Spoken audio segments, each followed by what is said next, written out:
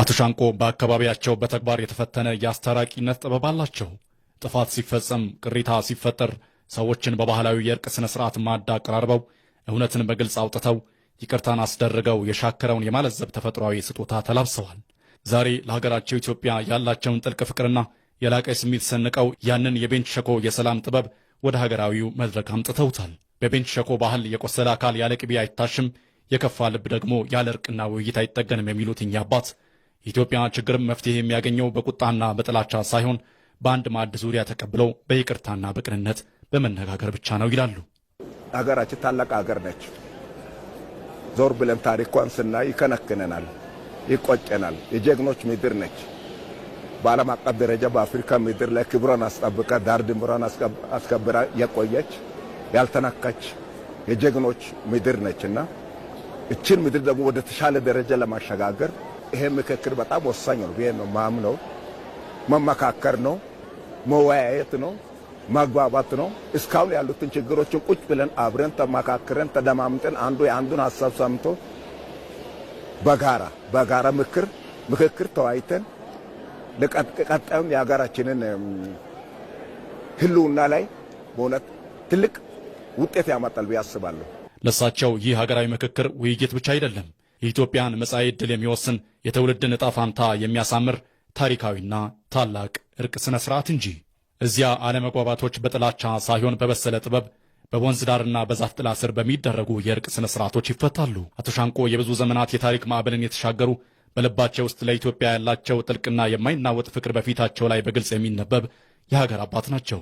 ለአዲሱ ትውልድ የሚያስተላልፉት አባታዊ ምክርም የከረረ ሳይሆን ትውልድ እርስ በርስ እንዲተሳሰብ የሚያደርግ የሚያራራና የሚያሰባስብ ነው። ልዩነት የተፈጥሮ ውበት ነው። ልዩነትን በንግግር ማሸጋገር ደግሞ ግን የልህቀትና የጥበብ መገለጫ ነው ይላሉ።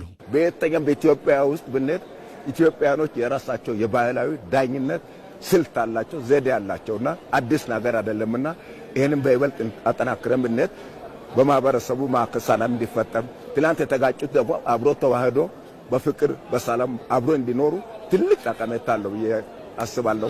በአካባቢያቸው በአስታራቂነታቸው የሚታወቁት አቶ ሻንቆ ለሀገራቸው ኢትዮጵያ ያላቸው ፍቅርና ስሜት ወሰን የለውም።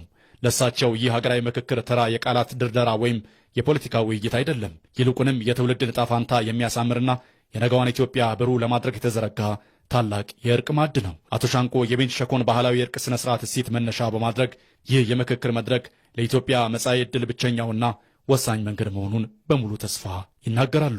እስከ ዛሬ ድረስ ለዚች ሀገራችን እድገትና ልማት ጠንቁ ነው የቆዩትን ችግሮችን ለመፍታት በሀገር ውስጥ በውጭ ተንቀሳቅሶ በተለይ በሀገር ውስጥ ምስራቅ፣ ምዕራብ፣ ሰሜን ህዝብ ውስጥ ገብተው ከማህበረሰቡ ጋር ሰፊ ውይይት በማድረግ ተጨባጭ መረጃ በመሰብሰብ በጋራ ደግሞ ተወያይተን በጋራ ተመካክረን በጋራ ተግባብተን ለቀጣይ ትውልድ ሰላም የሰፈነበትን አገር እንድናስተላልፍ ስላደረገ በእውነት ለሀገራዊ ምክክር ኮሚሽን በቅድሚያ ከልብ የመነጨ ምስጋና አቀርባለሁ።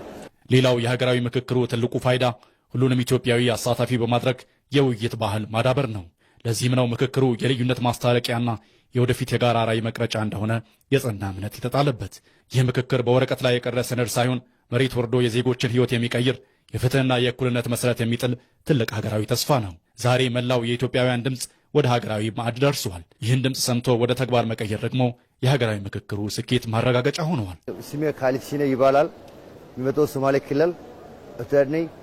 እኛ ሀገራችን ሰላም ቢሆን እኔ የምጠብቀው እኛ የሚመጣው እዛ ሶማሌ ክልል የኢትዮጵያ ንግግር የሚመጣው እዚህ በሰላም ነው፣ በአንድነት በእኩልነት በይግባባት ነው የሚመጣው እዚህ። እስካሁን ሁሉም ነገር አሪፍ ነው፣ ሁሉም ነገር በሰላም ነው፣ ሁሉም ነገር እንግባባ ጥሩ ነው። የቤንች ሸኮ ማህበረሰብ የአርብቶ አደሩና የሁሉም የኢትዮጵያ የህብረተሰብ ክፍሎች ድምፅ ወደ ሀገራዊ ምክክሩ ማዕድ መድረሱ የምክክሩን ትልቅ ተስፋ የሚያሳይ ነው። የዚህ ታሪካዊ ሂደት በውይይቱ የተገኙ እውነቶችንና ፍላጎቶች መሬት ወርደው የኢትዮጵያን ብሩህ ተስፋ በልጆቿ በተባበረ ክንድ ያረጋግጣል።